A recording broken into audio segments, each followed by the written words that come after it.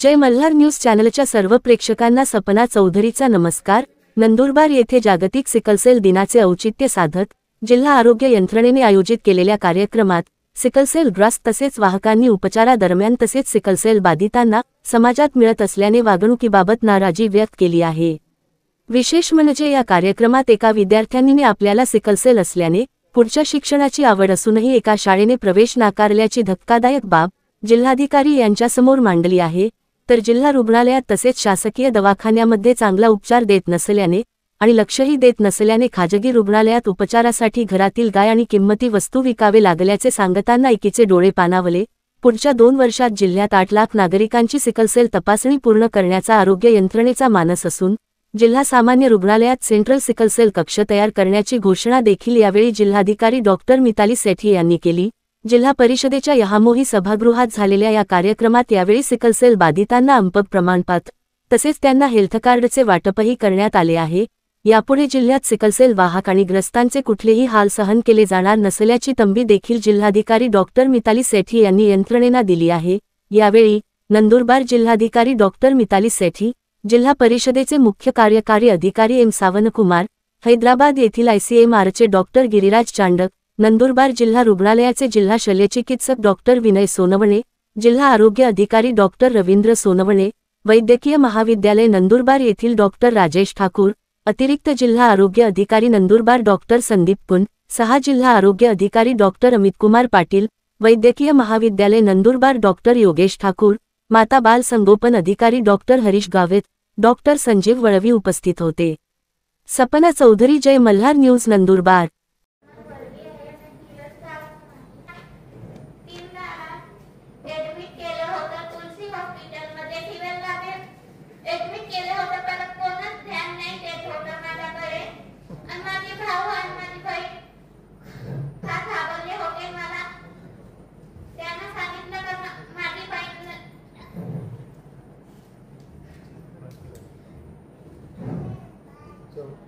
माझी बहिणीच्या इलाज आम्ही ते नाही करणार, आम्हाला डिस्चार्ज द्या, आम्ही तिला प्रायव्हेट हॉस्पिटलमध्ये घेऊन जाणार आणि काही पण करून तिला वाचवणार।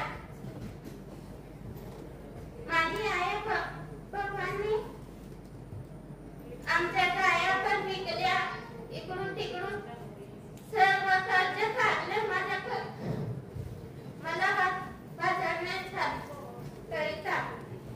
आणि आजपर्यंत ते घाबरतात की मला काही होऊन जाणार।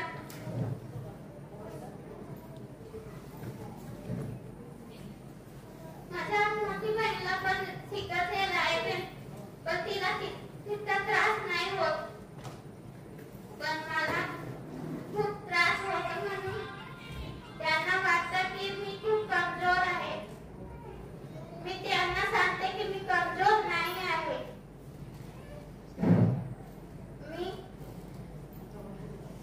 मी हारून असं मरणार नाही, पण ते खूप घाबरतात।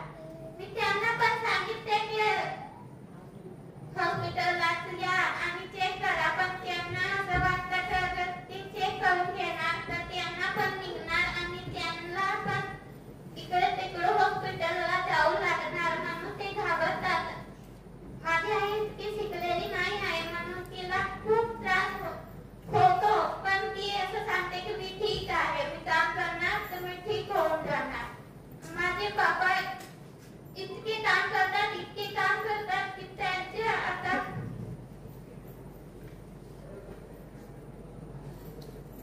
इतकी हालत खराब झाली आहे की मला त्यांच्या तरी बघून रडू कमी येते।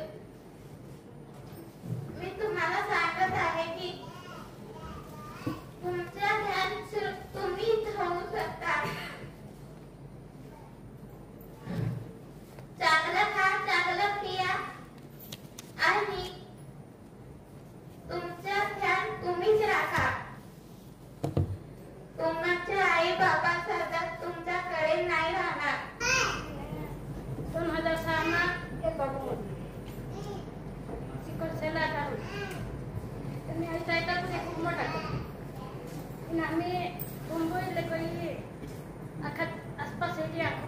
दवाखाना येणारे मग गुजरात मुन्नी आपल्याला सेवा पाहिजे घेतली कारण आपण शकतो ती सुद्धा एक सुरी समाधी सुरी पिसे सुरा पिसे खूप दवाखाना बघतली बाहेर 2006 मध्ये मी जातो त्याची मागणी दवाखाना करतली मोठी सुरी आपण हो त्यांनी तिने बरोबर वाटतला की मी पाहते सुरू सुरी आवडली मी सुरीची आवडली ते सुरात एक पीपल वही खावायचं नाही पुढची पडलं माझी वारी व्हायचं नाही खूप त्रास आहे हमली मी दवाखान्यात दरवर्षी 30-40,000 रुपये भरती देते 3 मुलाचे 3 ऑफी खर्च लागतं खूप खर्च लागतं ते काही सरकारी पगार जोड हे करून मी खूप कोणतरी खुशी काही पगार काही नाही मी विधवा करून माझा पगार चालतो तुझी मी पण करते मी हात मंजूर करते कत्री तुम्ही पुऱ्या करते खूप कसं कोणा गई मला त्रास किती कुछ कमी हुआ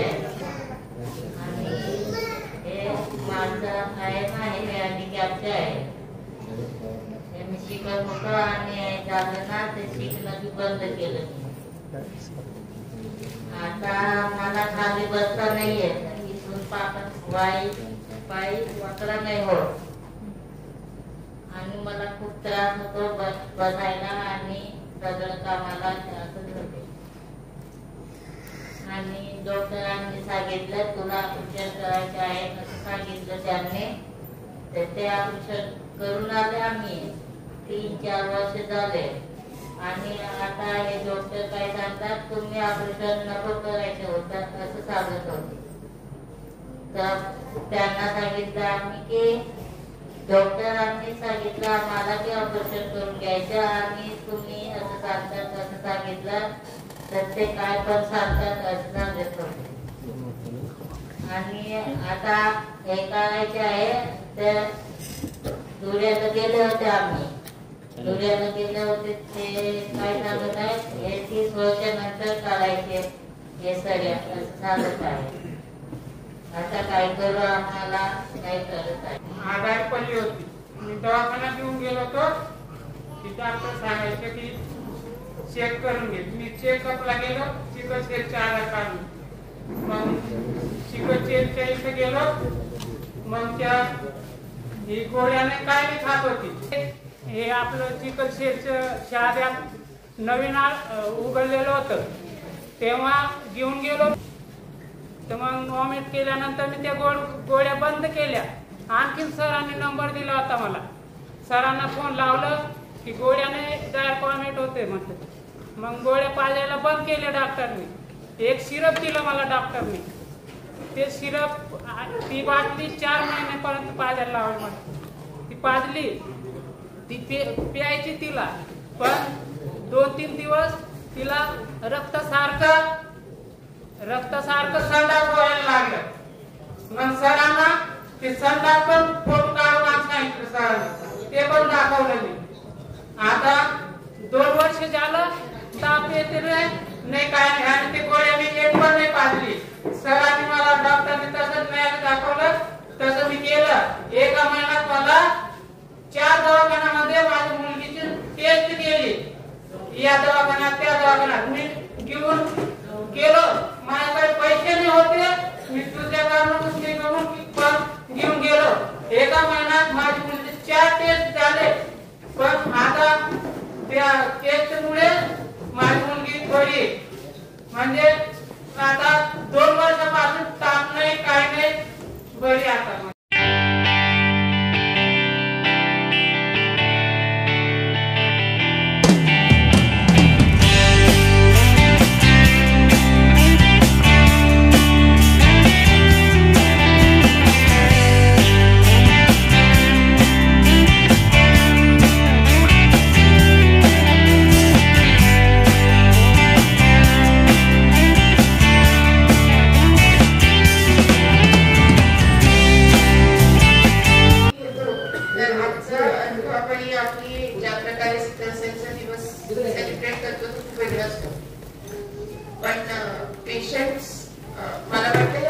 आहे की आम्ही पहिला पेशंट कॉन्टॅक्ट केलाय, म्हणजे पेशंटला बोलून तुमचे बद्दल आम्हाला ऐकण्यामध्ये खूप इंटरेस्ट आहे की तुम्हाला खरंच काय त्रास होतो आणि त्या त्रासासाठी गव्हर्नमेंट तुमचा सपोर्ट कसा करू शकते.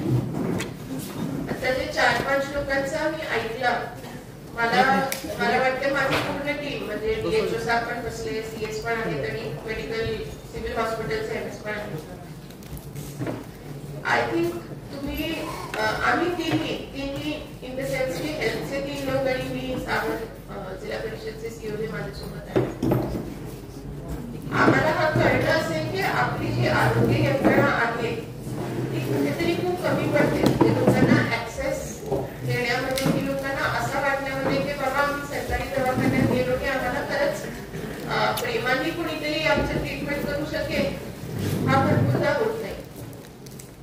डॉक्टरांची अपेक्षा आमच्याकडून तुमच्याकडून पण खूप असते की यांनी असं केलं की मग यांना असं केलं पाहिजे, त्यांना तसं केलं पाहिजे. भरपूर गोष्टींमध्ये कधी कधी मला असं वाटतं की आमची आरोग्य यंत्रणा पण खूप ओव्हरबर्डन्ड आहे. म्हणजे खूप सारे लोक येतात, तर कधी कधी आपल्याकडे लोक कमी असतात.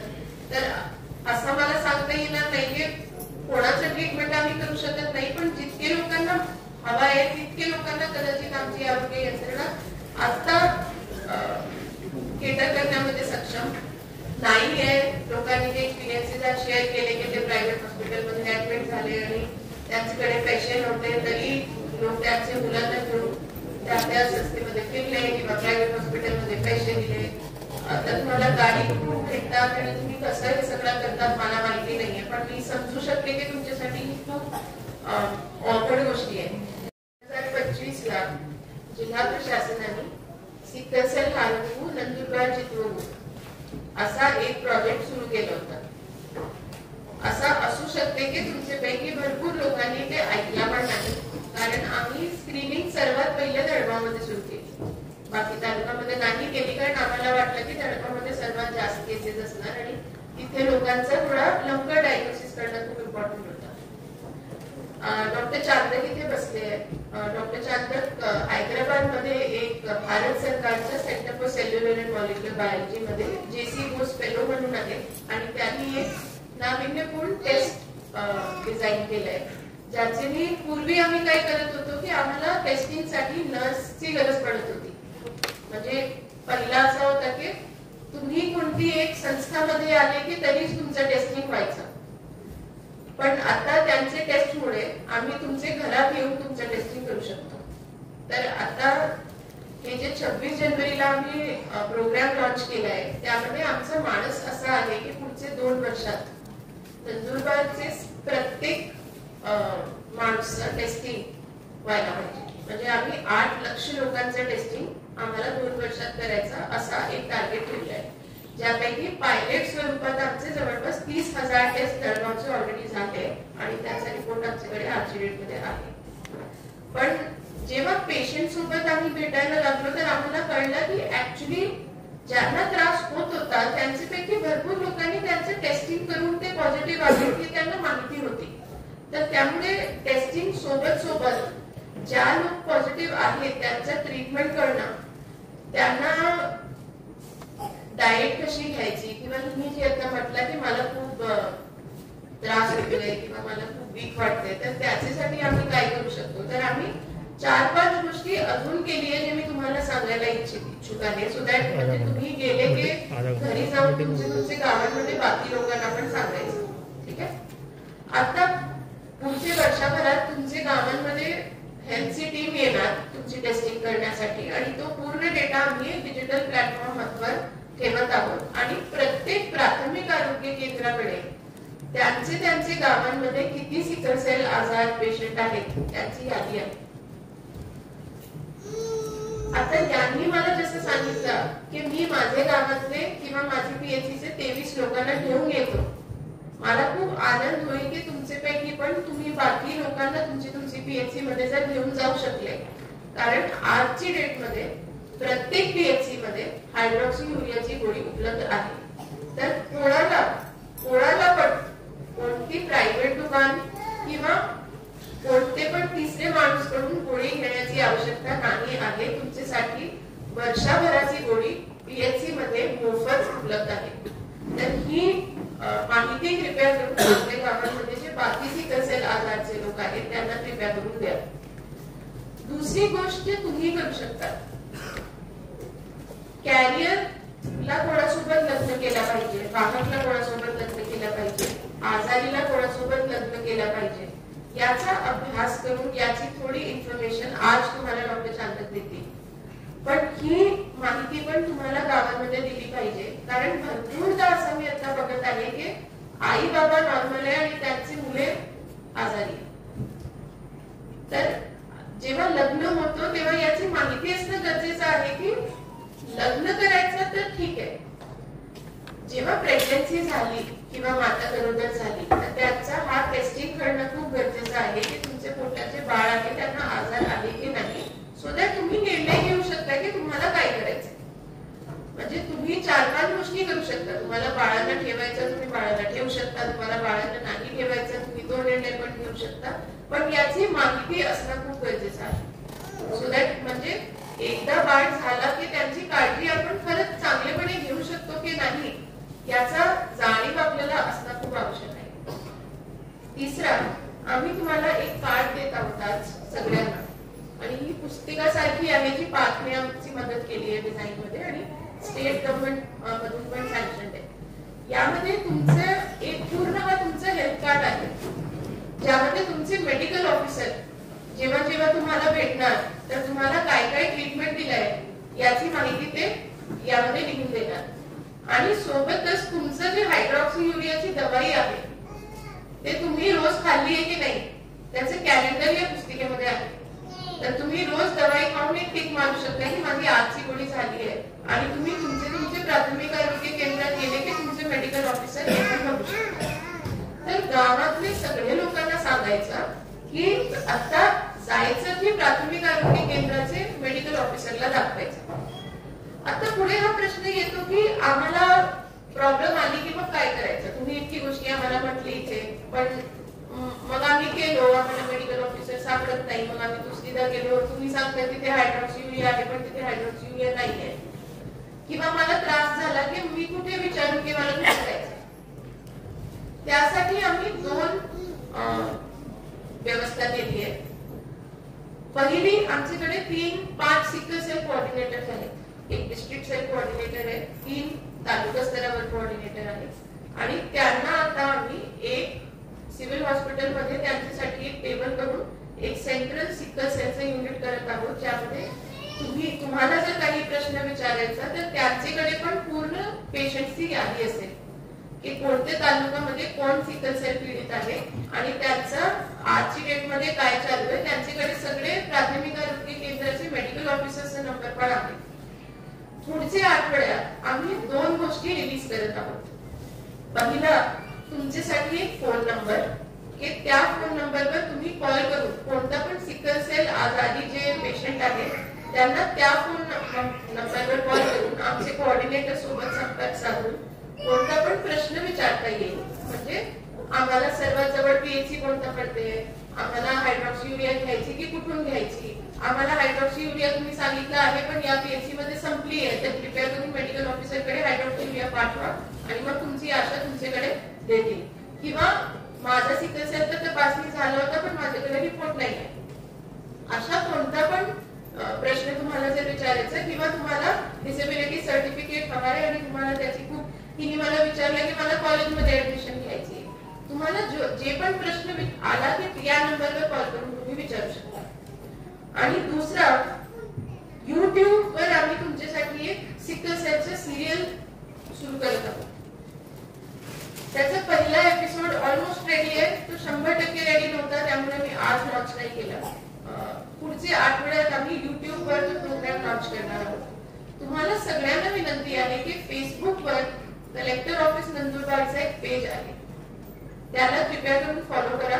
त्यावर तुमच्यासाठी जेव्हा पण हा सिरियल रिलीज झाला, ऑफकोर्स आपले प्रेसचे बंधू इथे बसले आणि त्यांना पण आम्ही प्रेस नोट देणारच, पण प्रत्येक महिन्यामध्ये त्याचा एक एपिसोड रिलीज होईल आणि तो एपिसोड मिलियरी पावली भाषामध्ये असेल. तर तुम्हाला ते तुमची भाषामध्ये, आता मला यांनी येऊन एक सांगितलं की भगलचं काहीतरी त्यांनी सांगितलं की भिजवून किती वेळ भिजवून खायला पाहिजे, नाहीतर तो सिकल सेलचे पीडितांना प्रॉब्लेम असतो. तर अशी गोष्टी जे तुमच्यासाठी खूप महत्वाची आहे, कारण एकदा तुम्हाला आजार झाला की आपल्याला त्या सोबत राहायचं आहे. आपण त्याला जितक्या वेळ आपण असा विचार केला की अरे बाबा हा का झालाय त्याचा काही फरक पडत नाही. आपल्याला जितक्या लोकांना मान्य करता येईल की आम्हाला हा आजार आहे आणि आम्हाला याच्या सोबत राहायचं. तुम्ही आठवण करा की 10 वर्षापूर्वी HIV असा आजार होता की लोकांना झाला की लोक मरून जाणार 2 महिन्यात असा होता. पण आजची डेटमध्ये भरपूर HIVचे पेशंट ART आहे जे आपण रेट्रोव्हायरल ट्रीटमेंट करतो, त्याचा एक दवाई रोज खाऊन खूप वर्षोनवर्षी जीवन त्यांचं हे चालते आणि नॉर्मल लोकांसारखं चालते. तर मेडिकल ट्रीटमेंट मध्ये त्याच प्रकारे सिकल सेल साठी हायड्रॉक्सीयुरिया आहे. आपण जसं थायरॉइड साठी एक गोळी खातो किंवा BP साठी एक गोळी खातो, तसं सिकल सेल साठी तुम्ही रोज ती गोळी जर खाल्ली तर तुम्हाला क्रायसिस प्रिव्हेन्शन होईल, असा ऑलरेडी मेडिकल सायन्स मध्ये एस्टॅब्लिश झालंय. तरी प्रत्येक कम्युनिटीमध्ये प्रत्येक माणसांचा शरीर सारखा नसतो. पण तुम्हाला जर असं वाटतंय, जसं हिने सांगितलं की हिला खूप विकनेस होते, तर हॉस्पिटलमध्ये येऊन एकदा डॉक्टरांकडे दाखवायला पाहिजे की माझे बाकी टेस्ट पण करा आणि मला काहीतरी व्हिटॅमिन डेफिशियन्सी आहे का, माझ्या शरीरात काहीतरी बाकी हे आहे का. आमचा आता प्रयत्न आहे तुमचे सगळ्यांचे एक्सपिरियन्सेस ऐकून असं वाटतंय की कदाचित सिव्हिल हॉस्पिटलमध्ये पण एक सिकल सेल आपल्याला केला पाहिजे, जिथे हिमॅटॉलॉजिस्ट वगैरे जर आपण आठवड्यातील 1 दिवस बोलवले की ती पण तुम्हाला मदत होईल. असे केसेस आम्ही कुठे बघू शकतो. पण एक डेफिनेटली सांगू इच्छिते की शेवटी मी स्वतः डॉक्टर आहे, पण सर्वात चांगला माझा पण जे लर्निंग झालंय ते डॉक्टरांसोबत बसून नाही झालंय, ते तुमच्यासोबत बसून झालंय. तर लोकांचं जोपर्यंत एक्सपिरियन्स काय आहे आणि त्यांना खरंच त्रास काय होतो ते आम्ही ऐकत नाही, तोपर्यंत डॉक्टर म्हणून किंवा कलेक्टर म्हणून हा कळत नाही की खरंच काय केला की लोकांचा त्रास कमी व्हायला पाहिजे. तर एक फक्त शेवटी तुम्हाला सांगते की प्रत्येक प्राथमिक आरोग्य केंद्रामध्ये जे मेडिकल ऑफिसर्स आहेत ते जर 4-5 लोकांचा गट करू शकले, ज्यांनी लीड घेतली इन्स्टेड ऑफ आपले मेडिकल ऑफिसर वर सगळा थोपल्यापेक्षा, तर तुम्हाला एक चांगला कम्युनिटी पार्टिसिपेशन मिळेल आणि त्याच लोकांमार्फत तुम्ही बाकी लोकांपर्यंत पोहोचू शकता. तरी सपोज तुमचं टेस्टिंग जर थोडं लेट झाला तरी ज्या पेशंटला सिम्पटम आहे त्यांना कसं PHC पर्यंत आणायचं ती या 5 लोकांची जबाबदारी घेतली पाहिजे. आपली टेस्टिंग जेव्हा होईल तेव्हा होईल, पण ज्यांना आजार आहेत ऍटलीस्ट ते कमीत कमी डायरेक्टली PHC मध्ये पोहोचले पाहिजे आणि त्यांचं टेस्टिंग व्हायला पाहिजे. आणि बंद करण्यापूर्वी एक छोटीशी गोष्ट सांगते, गरोदरपणात सिकल सेल टेस्टिंग मॅन्डेटरी आहे. आम्ही प्रत्येक गरोदर मातेची टेस्टिंग करतो, पण आता जळगाव मधले जे MS आहेत ते मला तेच सांगतात की 30 ते 40% आपले जे माता मृत्यू होतात ते सिकल सेल डिसीजमुळे होतात. तर आपली माता गरोदर झाले की त्यांचं इमिडिएटली सिकल सेल टेस्टिंग होणं गरजेचं आहे, कारण नॉर्मल माता आणि गरोदर नॉर्मल माता म्हणजे नॉन सिकल सेल आणि सिकल सेल मध्ये ट्रीटमेंटचा खूप फरक असतो. तर त्यामुळे याची काळजी घेणं खूप आवश्यक आहे. आणि अजून एक शेवटचा मुद्दा मला सांगायचा, आपल्या जिल्ह्यामध्ये महिलांचं पाणी घेण्याचं प्रमाण खूप जास्त आहे. म्हणजे आपण पाणी सगळी महिलाच भरतात, बरोबर आहे ना, महिलाचं काम आहे ना. पुरुष सांगू शकतात का आपल्या घरात पाणी पण आणते? किती महिला पाणी आणतात हातमध्ये? आणि काही असे घर असतात तर तिथे पुरुष पाणी आणतात. छान वाटलं. एक मला रिक्वेस्ट करायची आहे तुम्हाला, आता तुम्ही माझ्या समोर आहात त्यामुळे मी सांगत आहे, आपल्याकडे ना 7व्या महिन्यात डिलिव्हरी होण्याचं प्रमाण खूप जास्त आहे. म्हणजे आणि 7व्या महिन्यात डिलिव्हरी झाली की बाळाचं वजन 1200, 1300, 1400 पेक्षा जास्त असते, कारण 7व्या महिन्यात पोटात तितका असतो वजन. मी तुम्हाला हा पण सांगायला इच्छिते की या कम्युनिटीमध्ये ऍक्च्युली बाळांचं वजन खूप चांगलं असतं. म्हणजे जर प्रेग्नन्सी 9व्या महिन्यापर्यंत गेली तर बाळांचं वजन जनरली 2चे वरच असतो.